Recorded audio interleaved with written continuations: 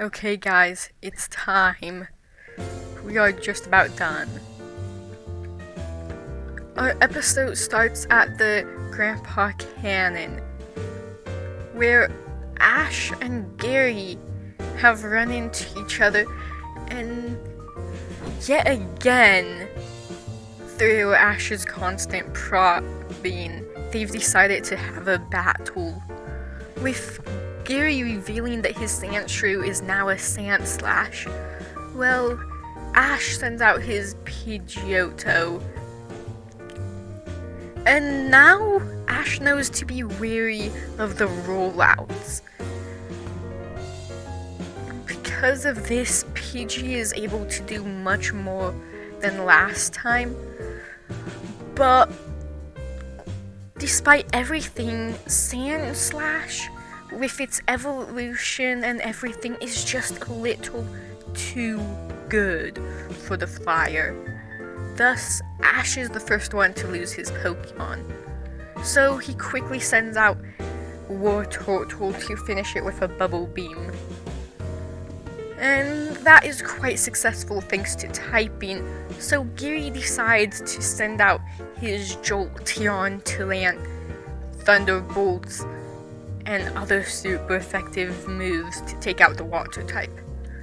Though Ash, knowing that he can't lose his water type this early in the battle, returns Wartortle and sends out Bulbasaur, who Thunderbolt doesn't nearly affect as much as Gary wanted. In which Ash is able to call for Poison Powder that lands, and Gary decides he too is going to play it safe with his starter, returning the electric type and sending out his Ninetales. This thing walked through the grass type gym, so he knows that it will have no problem dealing with Bulbasaur.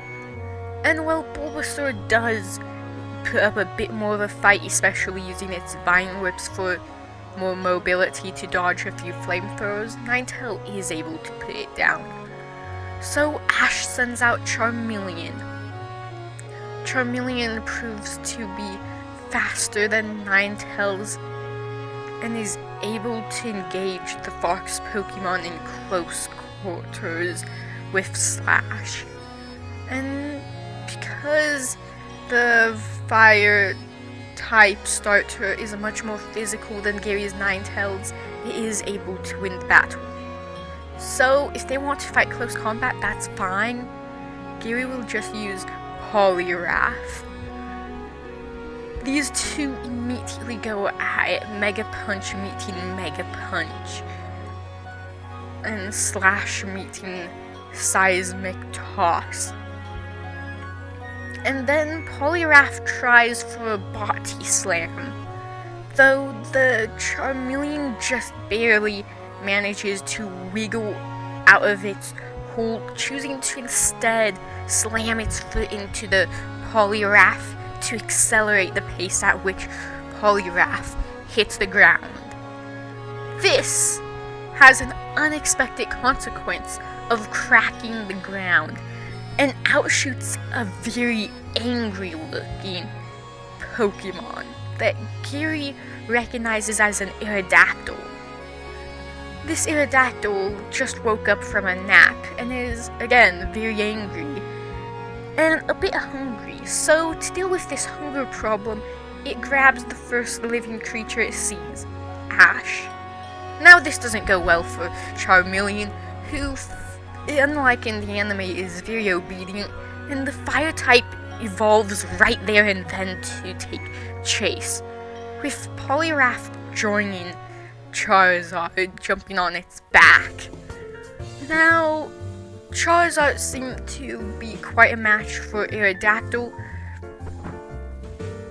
so a Charizard with a Poliwrath is going to be more than enough, and Gary, ever thinking about it, knows that he needs another team member, and why not Aerodactyl?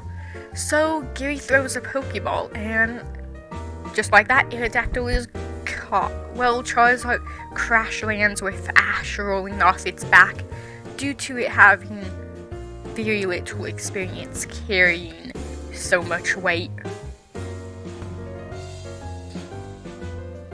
After this, both boys head to Cinnabar Island, though for massively different reasons, as Gary tells Ash that there is no gym on the island. This deeply disappoints Ash, until his final member of the team, who I am purposely not revealing yet because I want to give people a chance to guess, discovers a hidden gem in the volcano.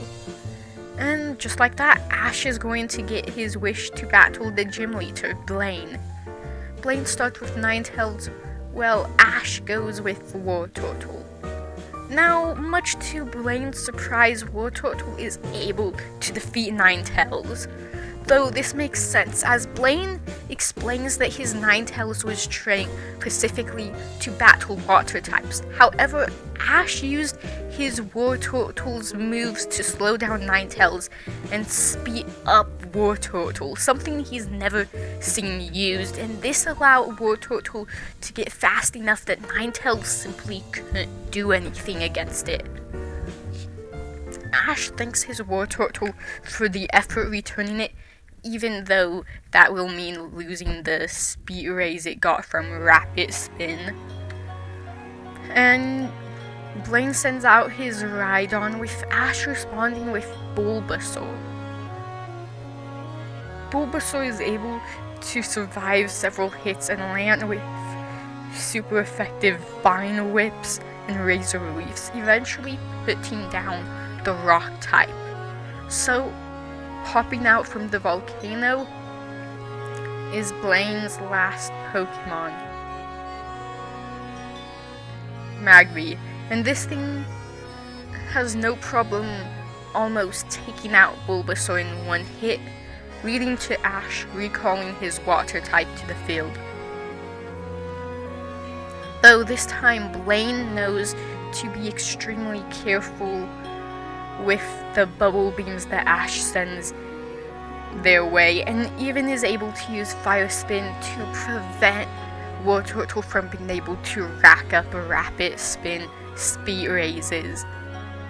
So Ash comes up with an idea, using Bubble Beam all over the battlefield, so much so that Magby starts to find it hard to walk around without stepping in a bubble, thus allowing Wartortle to easily slide into it with a School Bash, winning Ash the battle in only 2 Pokemon. Ash, of course, after a while will eventually make it to another gym that was closed when he was last in the city, but now appears to be open. And this is where Ash will meet the gym leader, Giovanni, leader of Team Rocket. And Giovanni will immediately send out his Titan of a Rhydon, with Ash responding with his Bulbasaur. Gary, on the other hand, if we wind back a little bit, also, unfortunately due to some training trouble with his newest member, manages to stumble upon the secret gym, with him being massively surprised. What's more, Gary in the anime beats a lot of gyms that Ash never encountered, and currently he has one of those gym badges, so this will be the last gym badge he needs for the Indigo Plateau. So, Gary naturally attempts to match Ninetales against Ninetales, and while it is close, his Ninetales just isn't enough. So out comes Poliwrath. Unfortunately, this is another problem, as again, this Ninetales is trained specifically for water types, and Gary is not using Poliwrath in any way similar to Ash. This leads to a double knockout, much to Gary's chagrin, so he sends out his final member, Aerodactyl. Well, Blaine sends out Rhydon. Aerodactyl is having a bit of a listening problem, but not too much. It's less like, I won't listen to you, more like, what's going on? Huh? And it does have a bit of an aggressive disorder. If something does not go how it wants, the giant rock bird will throw a fit. So Gary tries to give it an order, and granted, this time when he says ancient power, Aerodactyl does use ancient power, but it's about 2 minutes too late, as Rhydon is already ramming a drill run into the Pokemon. And this leads to the flying type giving one of its fits, using the move Thrash to, well, flat thrash the Rhydon. So out comes the final fire type Pokemon. And now this gym battle does have an unexpected consequence, as Aerodactyl's watching a man give his Pokemon instructions and his Pokemon following through immediately. So this is a live example for the ancient Pokemon of what modern day battling looks like. And because of this, it sort of tries to copy this, slowly following Gary's orders sooner and sooner, and having a greater understanding for what's going on in this new age. And because of level and typing, Aerodactyl is able to win this battle. And it now obeys. Except it's still confused on what half of the words Gary uses are, so kind of a win. Meanwhile, Ash is facing down the scariest creature of his life. A Pokemon that is referred to as Mewtwo.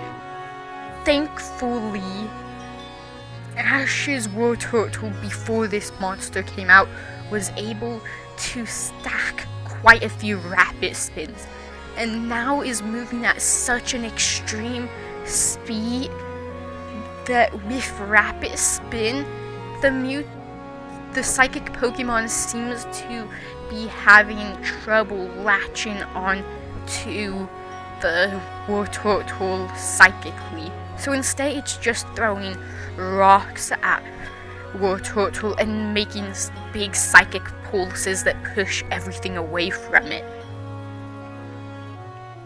Eventually, though, Ash is able to use Rapid Spin on the ground with enough ferocity that it starts to make a hole, and that hole becomes a tunnel, allowing War Turtle to finally land a hit on Mewtwo, which outrages the Pokemon, who immediately sends a wave of psychic energy that throws War Turtle across the room.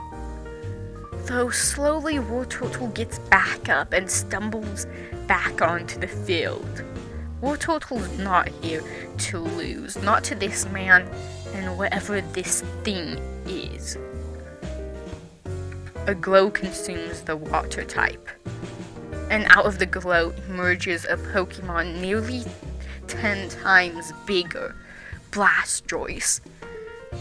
And with one cannon, it is able to shoot at such a speed, again, thanks to the earlier rapid spins, that Mewtwo doesn't even have a chance to react to the Hydro Cannon. Though that might be the wrong word, as we the audience see that Mewtwo is able to react. It's an extremely fast Pokemon. The only problem is its mind is far faster than its body. Mewtwo simply isn't able to get out of the way fast enough. This move blasts Mewtwo straight into Giovanni, and effectively ends the battle. Now, the Indigo Plateau is still a bit tough for Gary, but he does do better than his anime counterpart with his Poliwrath. Because of this, Gary's first 6-on-6 battle, which he never reached in anime, is going to happen here. But he's not the only one who just reached that milestone. Ash Ketchum of Pallet Town is also here and ready to battle. So, like all of their battles, Gary starts with his Sandslash. Well, Ash sends out his Pidgeot. Pidgeot is able to land a Hurricane, and these two battle at extreme speeds, with Rollout slowly getting more and more hits on the flying type. And eventually, Sandslash is able to put down the flying type, much to Ash's disappointment, as he was so certain that now would be when he won. But he recognizes his mistake. He never really thought about how he would counter Rollout. He more so thought about putting out more damage to defeat the Sandslash before it was able to land enough rollouts. Quite foolish of him. So out comes Bulbasaur, who is able to Razor Leaf the ground Pokemon away. So Gary sends out his own grass type, Exeggutor, who is able to land a vicious Psychic and take out Bulbasaur, but not before being poisoned. So out comes Charizard. Charizard immediately proves that he is a great flyer, being able to avoid Egg Bomb and several Sleep Powders before coming in close with a Wing Attack. Gary takes advantage of this though to land a Poison Powder before his Grass type falls. So out comes Poliwrath. Charizard is more than ready for this battle, as is Poliwrath, and immediately they meet Mega Punch with Mega Punch. Though this time, it's Charizard who seismic tosses the Poliwrath into the ground. Though he is awarded with a Hydro Gun. So that's how they're gonna play it. Charizard thinks as Ash commands for him to use Flamethrower. But the Poliwrath is simply using a better move in Hydro. So Ash chooses to go for a different strategy, telling the Fire type to use Flamethrower on the battlefield, with Gary quickly surmising that this is some sort of trap and decides he wants to make sure that the battlefield isn't that hot, so he has Poliwrath try to cool it down. This creates steam, and steam allows Charizard to get in close for what's going to be a very painful seismic toss. Unlike the previous one, Charizard's putting everything into this. Though, as they are falling, Charizard is taking poison damage. So, even though Charizard performs the move to a T, it's Charizard who falls over. So, Ash sends out his Nidoking. And Nidoking is able to dodge a Hydro Pump with a Dig and land an Earthquake to take out the Poliwrath. So Gary sends out his Aerodactyl, who immediately lands a Hyper Beam, though Ash takes the recharge chance to double kick and poison Sting. Though clearly Ash doesn't get what he wants from the poison Sting. And when Aerodactyl recovers, it's rather unhappy with the hits it has taken and throws a tantrum, thrashing Ash's Nidoking and taking it out. Ash only has 2 Pokemon, and his first choice is an egg? No, that's not an egg, it's a Pokemon, but it looks a lot like an egg, and can't be strong, Gary surmises as he sees the little Pokemon, Togepi, and it babbles about like a baby. So Gary decides not to waste Aerodactyl on this, save it for Ash's water type, and sends out his Ninetales to deal with this. Unfortunately for Gary, Togepi has a certain move where it essentially gambles. And in this round of gambling, it gets a Hydro Pump. Gary and Ash both stare in disbelief as the little weak Togepi one-shots Ninetales. After a moment of complete silence, the referee remembers that he has a job to do and prompts Gary to bring out his next Pokemon, which Gary chooses to be Aerodactyl. Now, Metronome still works with the little Pokemon getting a Bulk Up, a Calm Mind, and a lot of other things, but it's just not getting a move to hit Aerodactyl. It got a Focus Punch, which would have been great if not for the fact that Aerodactyl was forever above it. So Ash simply takes the role of cheering for it, calling for it to dodge, and hoping that it will eventually get somewhere. But it's going so slow, and the baby Pokemon is getting upset. So Ash also decides to spend some time cheering it on and saying, "You're doing great." And a glow then covers the small egg Pokemon, with emerging from it is a new Pokemon, and this one has wings. Suddenly, Aerodactyl is not safe, particularly not from a return, though Gary, thinking fast, is able to use Ancient Power to lead this into double knockout. So, out come the last Pokemon, Jolteon for Gary, and not Wartortle as Gary was expecting. Ash's water starter has evolved. Ash has held it from all of the battles for so long, just so that he would have this advantage. And Ash immediately begins with what he's learned. Bubble Beam on the whole battle floor. Gary does not have the moves on Jolteon necessary to deal with this, but he does see that this is a possible advantage.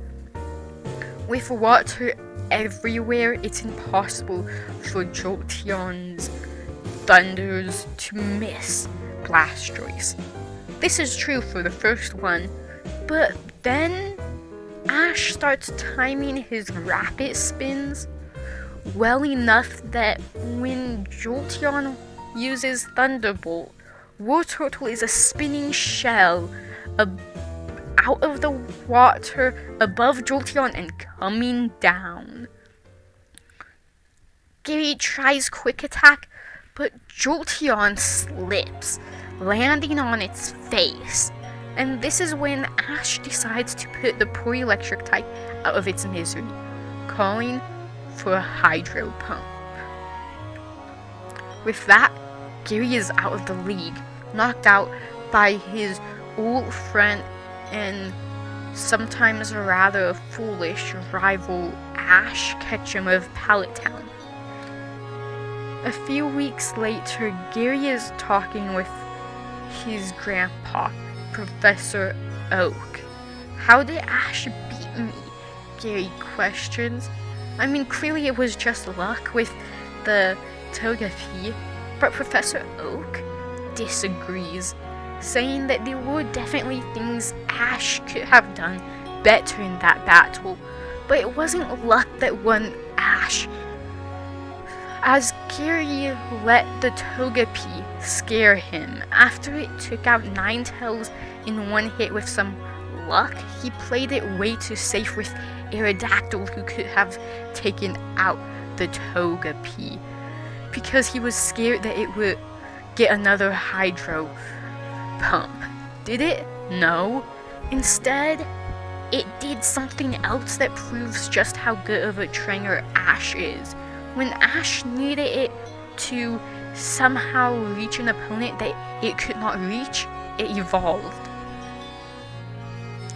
Ash has grown quite a lot. He even has started learning strategies, and not like Gary's rollout strategy, which is obvious, you just read the move description. Ash has come up with real ways to battle in such an unpredictable way. There's no doubt that that's why he is now facing the Elite Four as they speak.